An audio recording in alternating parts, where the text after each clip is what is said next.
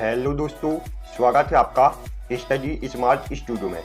आज हम ancient history में प्राग ऐतिहासिक काल से संबंधित महत्वपूर्ण एमसीक्यू को कवर करेंगे।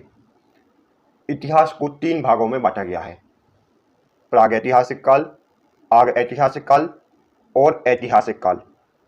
प्राग ऐतिहासिक काल को भी अध्ययन की दृष्टि से 3 भागों में बांटा गया है: पुरापाषाण काल, मध्यपाषाण काल और नवपाषाण काल। पुरापाषाण काल का समय 5 लाख ईसा पूर्व से 10,000 ईसा पूर्व तक है। इसमें मनुष्य आखेटक और खाद्य संग्राहक के रूप में रहता था।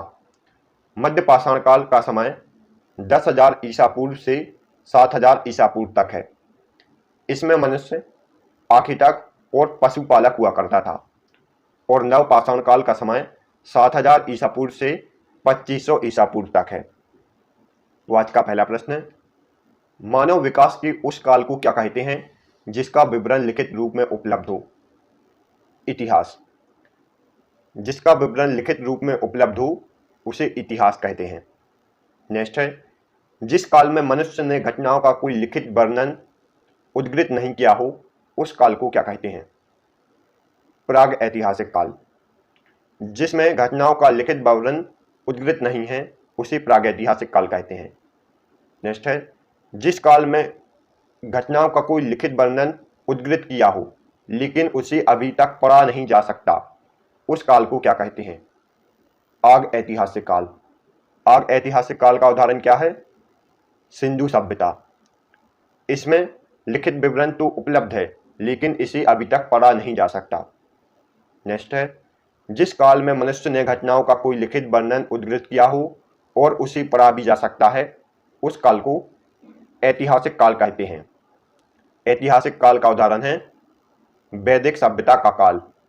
इसमें लिखित वर्णन भी है और इसे पढ़ा भी जा सकता है। तो इतिहास 3 भागों में विभाजित है: प्रागैतिहासिक काल, आर्यैतिहासिक काल और ऐतिहासिक काल। नेक्स्ट है, ज्ञानी मानव का प्रवेश इस धरती पर आज से 30,000 से 40,000 साल पहले हुआ था।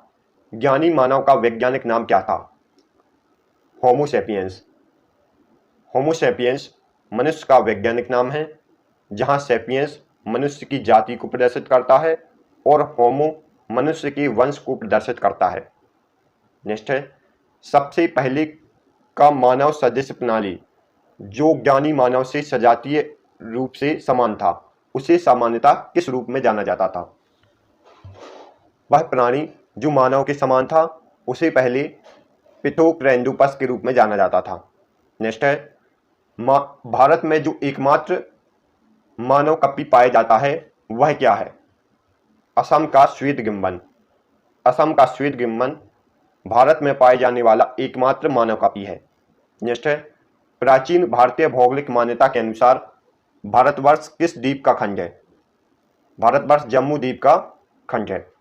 नेक्स्ट है, भारत में एकमात्र जीवाश्म का प्रमाण निम्न में से कहां पर मिलता है? शिवालिक की पहाड़ी पर। एकमात्र जीवाश्म का प्रमाण शिवालिक की पहाड़ी पर मिलता है। इसके साथ जीवाश्म का प्रमाण नर्मदा सोन घाटी में भी मिलते हैं। नेक्स्ट है, पूर्व पाषाण युग या पुरापाषाण काल के मानव की जीविका का मुख्य आधार क्या था? शिकार। मानव की जीविका का मुख्य आधार पहली शिकार था। नेक्स्ट है, मानव ने सर्वप्रथम धनुष बाण का आविष्कार किस काल में किया था? मध्यपाषाण काल में। हमें पता है 3 काल होते हैं: पुरापाषाण काल, मध्यपाषाण काल और नवपाषाण काल। धनुष बाण का आविष्कार मध्यपाषाण काल में किया गया था। नेक्स्ट है, नियोलिथिक या नवपाषाण शब्द का सर्वप्रथम प्रयोग किसने किया था? जॉन लिवाक ने। जॉन लिवाक ने सबसे पहले नियोलिथिक शब्द का प्रयोग किया था। नेक्स्ट है, आग का आविष्कार किस काल में हुआ था? पुरापाषाण काल में। आग का आविष्कार पुरापाषाण काल में और धनुष का आविष्कार मध्यपाषाण काल में हुआ था। नेक्स्ट है, पहिए का आविष्कार किस काल में हुआ था? पहिए का आविष्कार नवपाषाण काल में हुआ था। आग का आविष्कार पुरापाषाण काल में, धनुष का आविष्कार मध्यपाषाण काल में और पहिए का आविष्कार नवपाषाण काल में हुआ था। नेक्स्ट है, मनुष्य में स्थायी निवास की प्रवृत्ति किस काल में शुरू हुई थी? मनुष्य में स्थायी निवास की प्रवृत्ति नवपाषाण काल में शुरू हुई थी और इसी काल में मनुष्य ने पहिए का आविष्कार किया था। नेक्स्ट है, मनुष्य ने सबसे पहले किसे पालतू बनाया था? कुत्ते को। सबसे पहले पाला जाने वाला पशु कुत्ता था। नेक्स्ट है, मनुष्य ने सर्वप्रथम किस धातु का प्रयोग किया था? तांबा धातु का। मनुष्य द्वारा प्रयोग किए जाने वाली सर्वप्रथम धातु तांबा है। नेक्स्ट है, मनुष्य द्वारा बनाए जाने वाला प्रथम औजार कौन सा था? कुल्हाड़ी। सर्वप्रथम मनुष्य द्वारा कुल्हाड़ी बनाया गया था और भारत में सर्वप्रथम इसे कहां से प्राप्त किया था? अतिरम पक्कम नामक स्थान से। भारत में सर्वप्रथम कुल्हाड़ी अतिरम पक्कम नामक स्थान से प्राप्त हुई थी। नेक्स्ट है, कृषि का आविष्कार किस काल में हुआ था? कृषि का आविष्कार नवपाषाण काल में हुआ था। पुरापाषाण काल में किस चीज का आविष्कार हुआ था? आग का आविष्कार। मध्यपाषाण काल में किस चीज का आविष्कार हुआ था? धनुष का आविष्कार। और नवपाषाण काल में कृषि का आविष्कार, पहिए का आविष्कार और मनुष्य में स्थायी निवास की प्रवृत्ति शुरू हुई थी। नेक्स्ट है, कुंभकारी का प्रारंभ किस काल में हुआ था? नवपाषाण काल में। स्थायी निवास की प्रवृत्ति और कुंभकारी का प्रारंभ नवपाषाण काल में हुआ था। इसका समय पीरियड क्या है नवपाषाण काल का? 7000 ईसा पूर्व से 2500 ईसा पूर्व तक।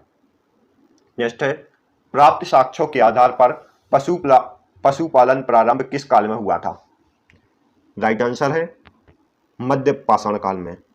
मध्यपाषाण काल में धनुष बाण का आविष्कार और पशुपालन का आविष्कार हुआ था। नेक्स्ट है, खाद्यान्नों की कृषि सर्वप्रथम किस काल में प्रारंभ हुई थी?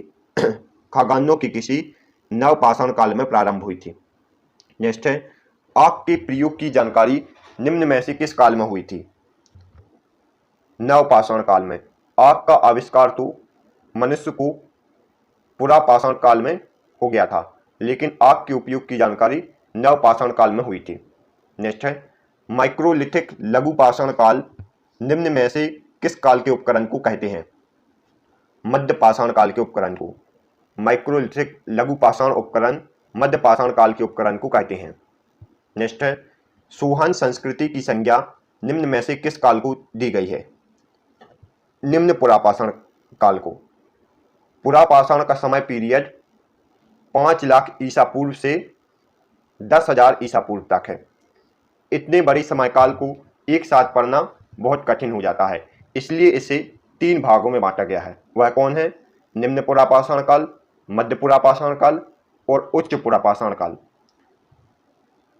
सुहन संस्कृति की संज्ञा निम्न पुरापाषाण काल को दी गई है। इसमें जो भी उपकरण प्रयोग किए जाते थे वह सुहन उपकरण या सुहन संस्कृति से संबंधित थे।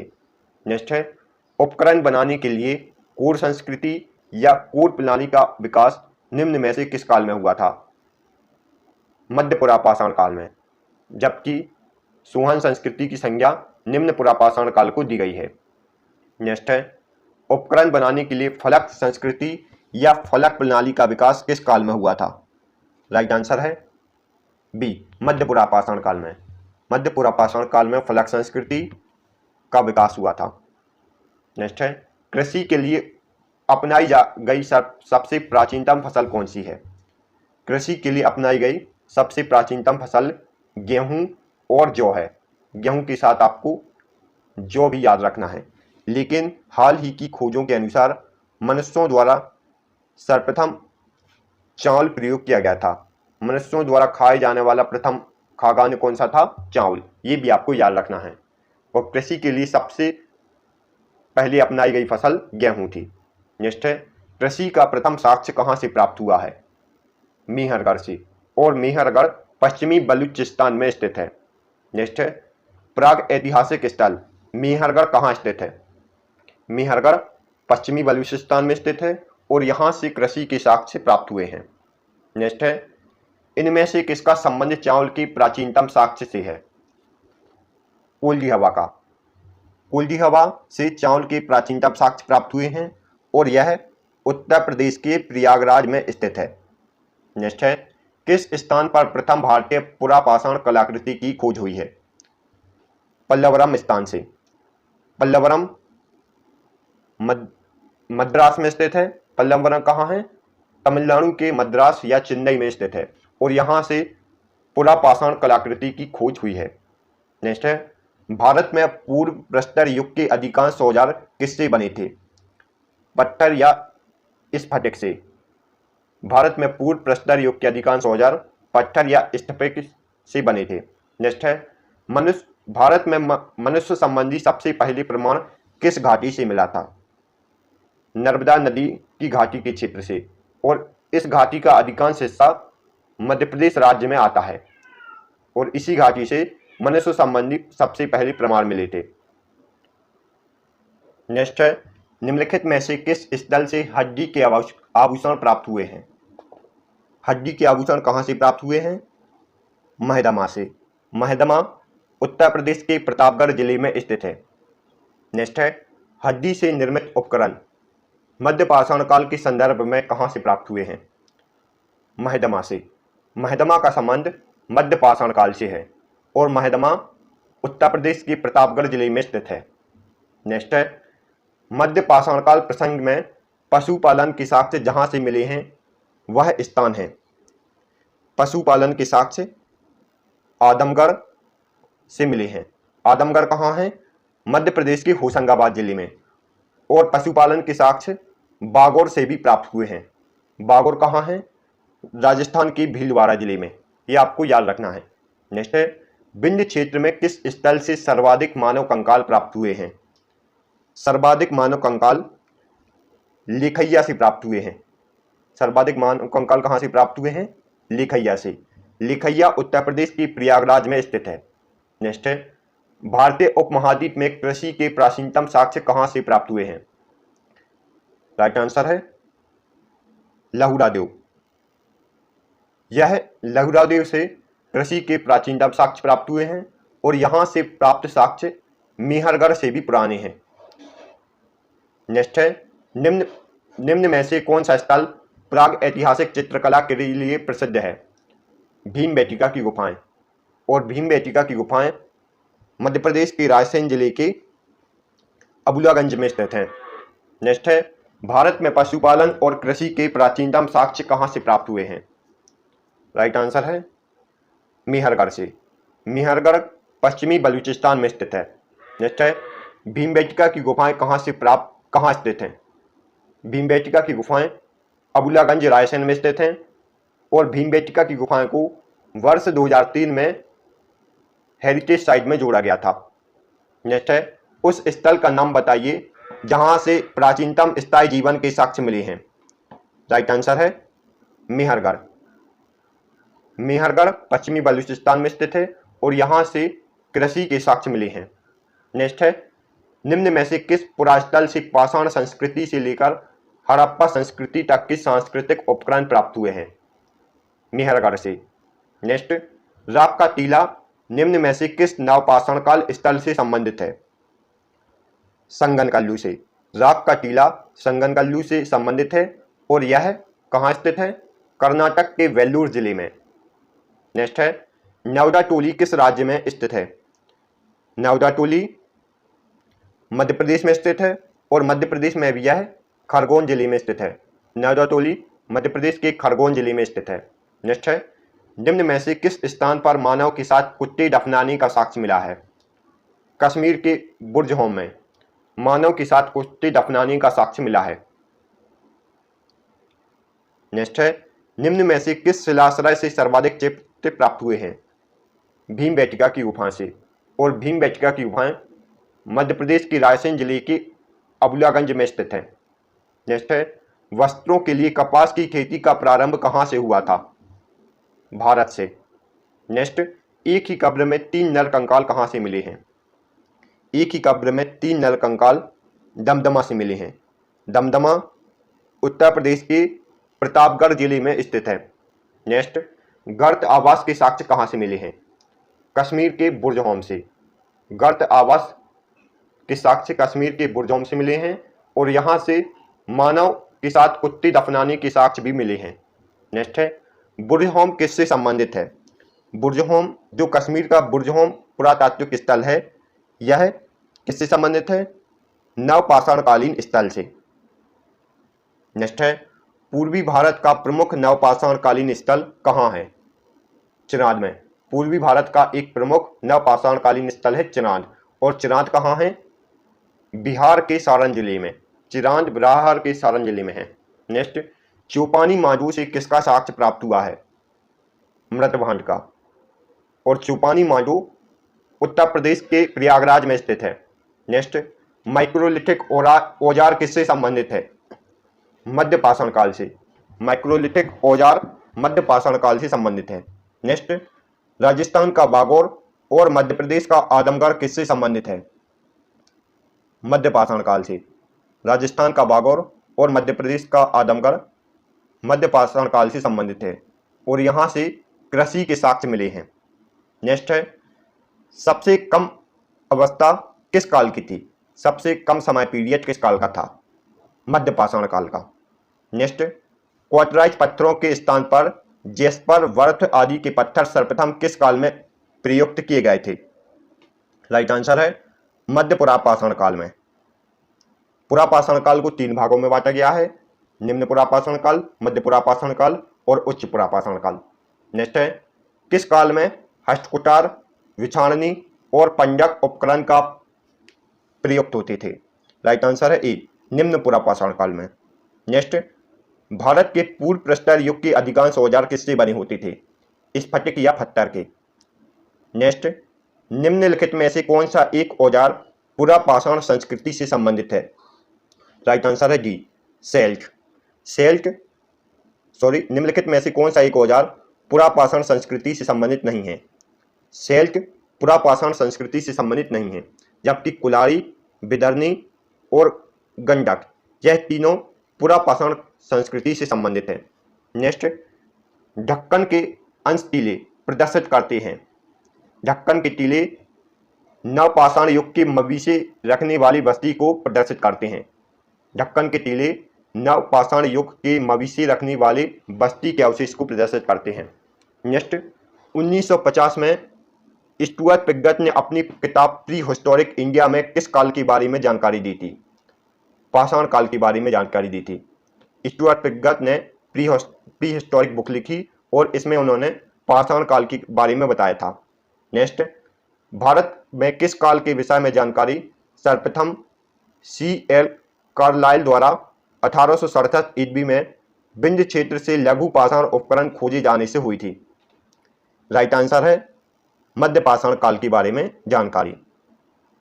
नेक्स्ट, वह पहले व्यक्ति कौन थे जिन्होंने 1863 ईस्वी में भारत में पुरापाषाण कालीन औजारों की खोज की? राइट आंसर है ए, रॉबर्ट ब्रूसफुट। रॉबर्ट ब्रूसफुट ने 1863 में पल्लवरम नामक स्थान से पुरापाषाण कालीन औजारों की खोज की।